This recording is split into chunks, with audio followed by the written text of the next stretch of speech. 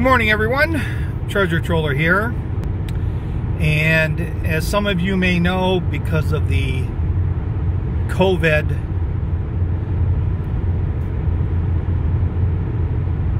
pandemic,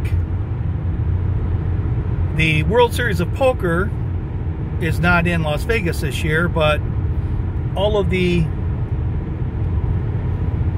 tournaments are online. Some of them are going to be through WSOP.com. Some of them are going to be GG Poker. And GG Poker, I think you can only be in Mexico to play. So, but I was thinking about who might be the biggest loser in this being online. And it's obviously not World Series of Poker, because they're probably getting as many, if not more,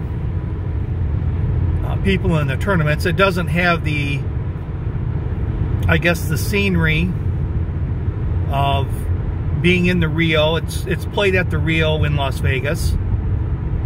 It doesn't quite have the atmosphere. I happened to be at the World Series of Poker 2 years ago. I didn't play in the World Series of Poker. I played in a tournament at Mandalay Bay, which I won. Thank you. Thank you very much.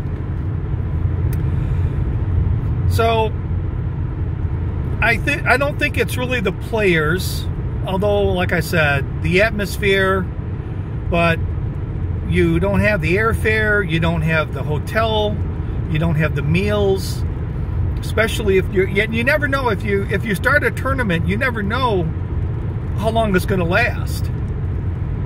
It could be 2 or 3 days long, could be 4 days long. You don't really know, so hard to really tell when you're going to get the plane ride home. But when you consider plane ride and the plane fare, hotels, meals, anything else you want to throw in there, I mean, a week-long stay plus your entry fees. But a week-long stay, even with one tournament, you're probably looking at a couple $1,000s. So being at home, that may be the equivalent of 1 to 3 tournaments that you wouldn't have normally played. So I don't think it's the players. I don't think it's Rio. I don't think it's the WSOP. ESPN, maybe. I mean, this was a couple weeks long, and until the main event,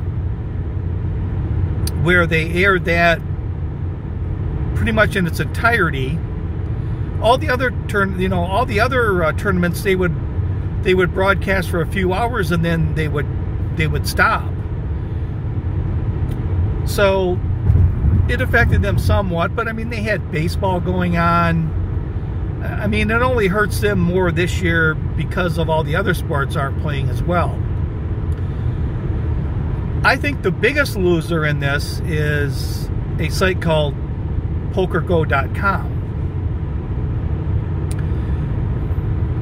PokerGo is, for the most part, a online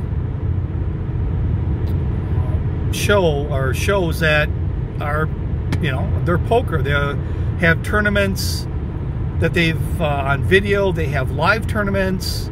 They have live games, kind of home games. But the one thing they did at the World Series of Poker is when ESPN would stop their coverage, it would switch over to PokerGo.com. So, and they would film till the end, or they would film for 10 to 12 hours until play was stopped or the tournament ended. And the subscription to it was about $10 a month. So I'm sure a lot of people were just buying it for 1 month or maybe 2, and they were already there broadcasting. So, and there's no broadcasting this time. So I think the biggest loser at the World Series of Poker is PokerGo.com. And there are some, if you're interested, there are some of the Poker Pros live streaming. And if I catch, and it's kind of nice seeing them online, because they do talk to the fans more than before. They're only playing, instead of like a pro grinding out 4, 8, 10, 12 tournaments at one time, they're usually playing one tournament. They've got time in between hands to answer questions. And just from last year, I gotta think the person that is enjoying this the most is Daniel Negreanu. If you go back for the last couple of years, he was on YouTube. He was streaming, or he was videotaping. We got a deer up here going to cross. We got one cross, but in Michigan, it's always a second one. So I'm waiting for that second one to jump out, so we could get video of deer on the hood. But anyways, if you watch Daniel's